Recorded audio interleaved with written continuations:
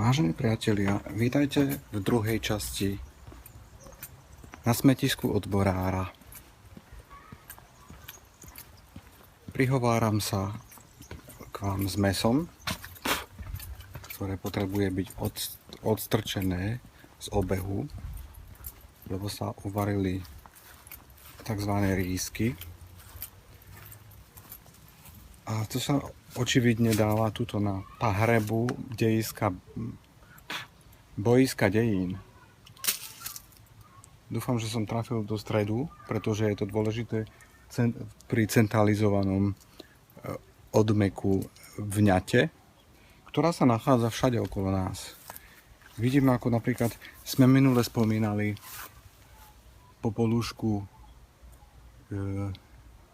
svalovinovú, ktorá je hlavne v lete opradená mystikou šialenstva.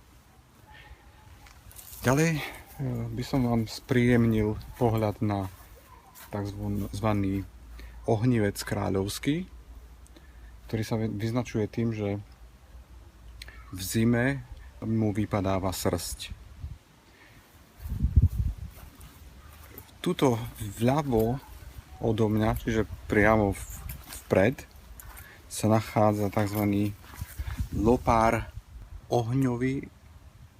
Z okolností tie dve rastliny, aj keď majú oheň na príjmení, sa neznášajú.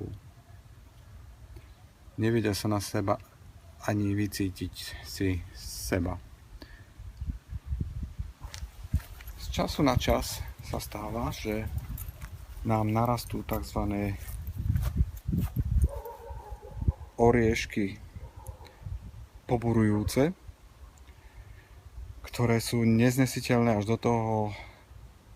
do tej miery, že ich človek vypľúva po častiach,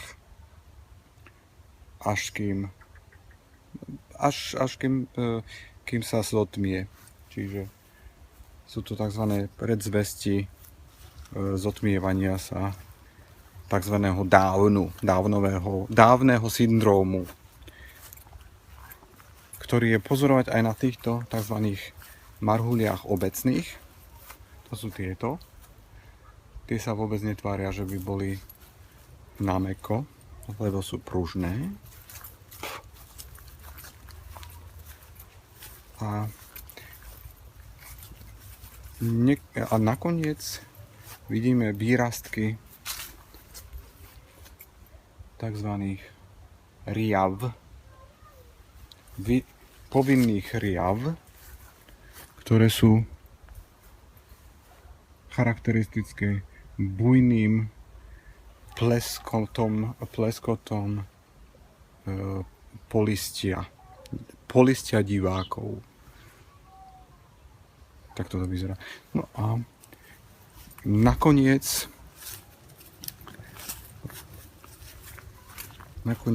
čo je najdôležitejšie na celom území,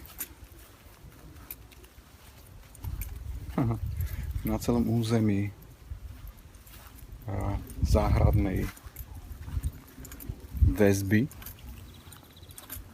je asi zrejme táto rastlina, ktorá sa svojím fialkovou farbou len tak zahráva. No a prestupujeme oblúkom padlých zahraničných občanov, padlých na hlavu. A tým sa rozčúlime.